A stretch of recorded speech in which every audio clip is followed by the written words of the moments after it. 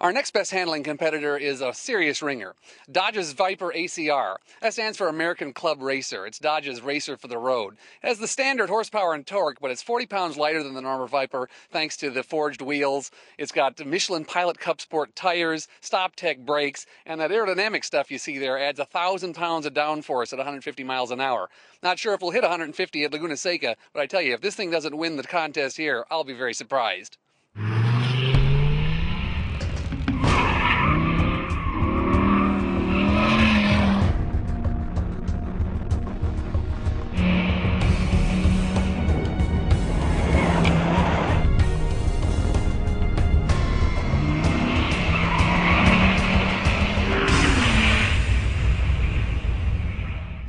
All right, Randy, you've just driven the most powerful car here, the Dodge Viper ACR, 600 horsepower V10, driving those rear wheels, Michelin Cup tires, basically a race car for the street. What did you think? Well, we just made the jump to light speed. It's really a wormhole into another galaxy. The Viper ACR has the Michelin Pilot Sport Cup tires, which is a race compound DOT legal tire.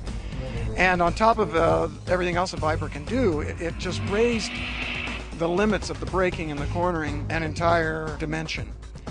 That car is a tremendous amount of fun. One thing I noticed is it was geared really tall. Here at Laguna Seca, it's not a really fast corner track, but I was using second gear most places where I normally use third. And I was barely getting to fourth going up the hill on the back to the corkscrew, which indicates that it's a tall gear. Now this car doesn't even offer traction control. Did you miss it? Did you notice the car putting the power down? How did it feel? I was so pleased to be driving without all the electronic controls. It was a wonderful experience. The traction control was not a problem. I mean, the car had so much grip that even with 600 horsepower and goodness knows how many pound-feet of torque, it would not break the tires loose unless you really coerced it in maybe second gear. The ACR package actually helps wrap a little more grip around the incredible capabilities of a street Viper. How about steering feel? How did the Viper treat you? It was brutal. G's were high, the steering effort was high. The steering was a little bit numb compared to the best like the Audi R8 and the BMW M3. But it was very quick, which I actually enjoyed, the quick ratio. And along that same line, I enjoyed the shifter, a good old H-pattern 6-speed that goes straight into a transmission. It's just, you're working metal on metal, got a big round shift knob. I loved it. In terms of overall handling feel, how did you rate the Viper compared to the rest of the cars today? Very high in terms of the numbers that it will pull, but rather brutal.